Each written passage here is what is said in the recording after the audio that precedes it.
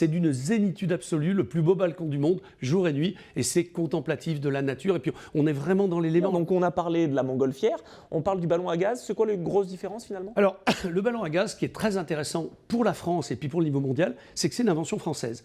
Le 21 novembre 1783, les frères Montgolfier font le premier vol devant Louis XVI, et donc la France est connue pour ce premier vol. Mais ce qu'on sait moins, c'est que le physicien français, Jacques Charles, il fait le premier vol en hydrogène le 1er décembre 1783, Hydrogène. 10 jours après. C'est-à-dire qu'en 10 jours, la France invente la montgolfière et le ballon à gaz, et aujourd'hui, on vole de la même manière.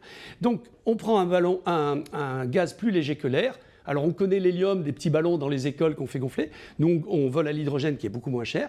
Donc à l'époque, ils fabriquaient de l'hydrogène en mettant de l'acide sur des copeaux de métal. Et donc ils remplissaient un ballon en hydrogène et ils ont découvert qu'on pouvait voler très longtemps. Et donc à la différence, c'est qu'en ballon à gaz, donc nous on fait de la compétition longue distance avec Benoît. On y reviendra. On peut arriver à voler 2 jours, 3 jours non-stop. Donc là, c'est quelque chose qui se prépare longtemps à l'avance et ça ne demande pas la même résistance, on va dire. Mais voilà, montgolfière et ballon à gaz, on a un aérostat qui s'élève avec un gaz plus léger que l'air, que ce soit de l'air chaud, de l'hydrogène ou de l'hélium. Par contre, pour la direction, c'est la même chose, hein, ballon à gaz ou montgolfière. Alors en ballon à gaz, pour monter, on jette du sable. Ouais. On a tous vu ça dans les films ou dans les BD, avec une petite pelle à sable. Et puis pour descendre, on tire sur une ficelle qui ouvre une soupape et qui libère de l'hydrogène, donc on redescend.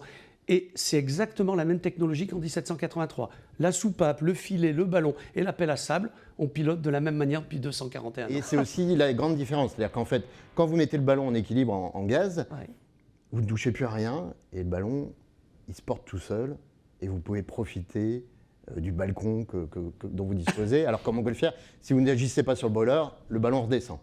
Donc voilà les grandes différences en fait. Et alors l'avantage c'est qu'en effet on peut voler sur des vols de beaucoup plus longue durée et donc on peut voler de nuit. Alors en montgolfière, il y a des vols de nuit qui sont possibles, ça veut dire on décolle la nuit, par contre il faut se poser le jour donc, pour voir où on se pose. Tandis qu'en ballon à gaz, voilà, on a l'avantage aussi de pouvoir profiter des paysages nocturnes donc et de la voûte étoilée, donc ça c'est magnifique. Aussi, effectivement, on peut se faire plaisir. C'est absolument contemplatif, ils le disent, c'est d'une zénitude absolue, le plus beau balcon du monde, jour et nuit, et c'est contemplatif de la nature, et puis on est vraiment dans l'élément, là, on pourrait fermer les yeux, on sent si ça monte, si ça descend, voilà, c'est une sensation, on est en plein milieu de la nature,